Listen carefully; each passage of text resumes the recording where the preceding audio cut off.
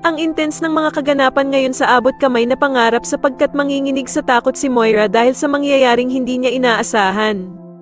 Dito nga ay mahuhuli siya sa akto ni Annalyn habang kinukuha niya ang pera ni Doc Robert kaya naman ay wala nang ang takas si Moira at hindi nito malaman ang kanyang gagawin.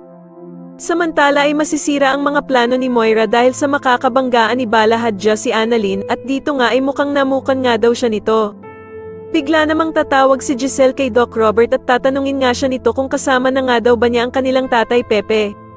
Pero sasagutin naman siya ni Doc Robert na hindi pa daw niya kasama si Lolo Pepe at nasa basurahan nga daw ito sa tapat ng pinto.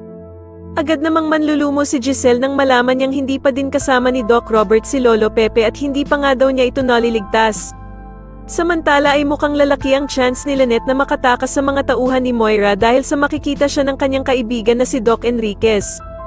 Subalit magbabago nga ang isip ng mga dumukot kay Lynette at dito nga ay hindi na pera nito ang gusto ng mga tauhan ni Moira, kaya naman ay magpapagawa na naman sila kay Lynette ng iba.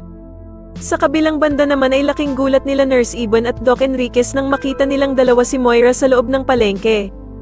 Dito nga ay magugulat silang dalawa at magtataka kung bakit nga daw nandoon ang bruhang si Moira.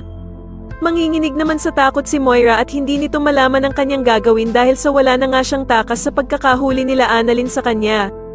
Sa tingin niyo dito na nga kaya malaman nila Annalyn at Doc Robert na si Moira talaga ang totoong dumukot kay Lolo Pepe at makulong na kaya ang bruhang si Moira, mas lalo na nga talagang nagiging exciting ang mga susunod na kaganapan kaya naman ay mas lalo pa nating abangan ang mas lalong gumigandang abot kamay na pangarap. Maraming salamat po sa inyong panonood at sana po ay mas-subscribe niyo ako. Maraming salamat po.